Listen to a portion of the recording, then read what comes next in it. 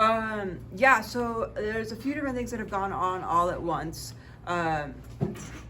So there's been a big increase in, or I should certainly rephrase that. There was a very large increase, 500% increase in enforcement of the camping ban back in 2016.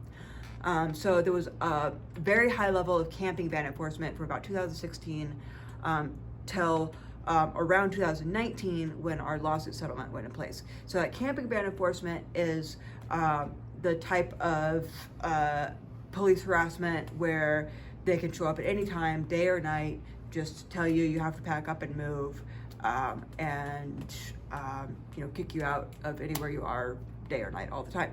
So that kind of camping ban enforcement was really, really heavy, in that kind of time frame, around 2016, 2019. Around the time of our lawsuit settlement, there was a shift to focusing more on sweeps, and actually we were able to decrease camping ban enforcement a fair amount. And so with the sweeps, most of the time now, because of our lawsuit settlement, people get 7-day notice. Not all the time. The city has violated that, as been talked about, and so there's been a bunch of cases where they've violated that. But for the most part, there's now 7-day notice before you're swept.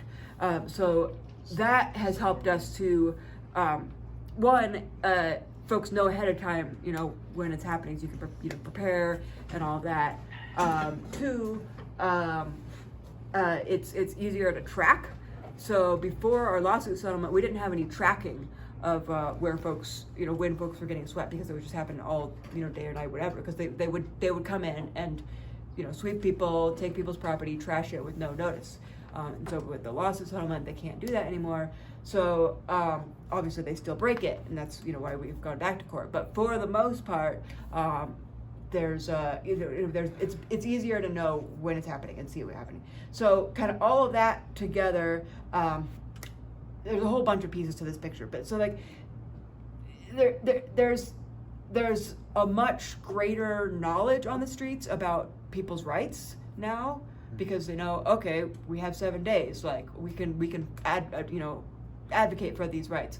We also kind of have been able to educate folks on the public right-of-way strip, because as soon as you have like a sense that you could be somewhere for at least 7 days, then it gives you a little bit more options. So since the lawsuit settlement, a ton more people have been able to set up encampments on like the public right-of-way strip, and that is a big game changer, because that opens up a lot of space that people were previously just like in alleyways or down by the river, or in like really like not so good places.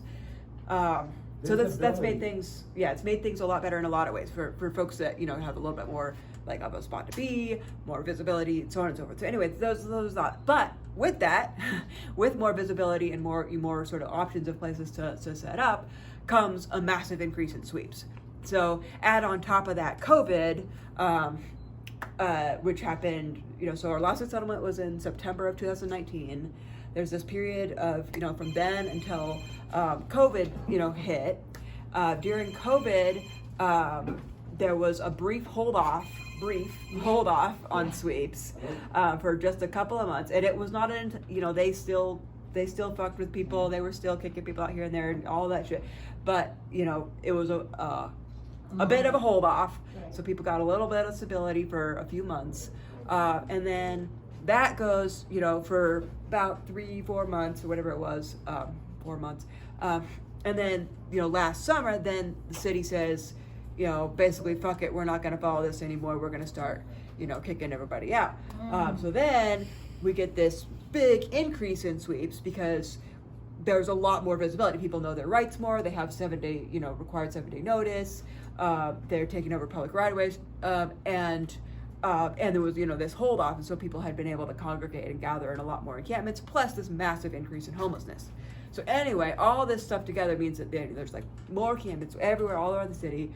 But then they kick in back on sweeps, and they kick in much harder. And then that's like the last chunk of last year. But then now you come to this year, 2021, and they just doubled down even harder. So they have actually, in 2021, done more sweeps than the entirety of 2022, just in these, whatever it is, 6 or whatever months of 2021.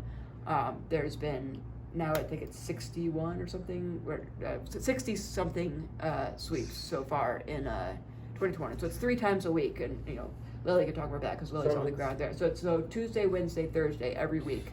So there's it's an not encampment only that's swept. winter. The mayors have coordinated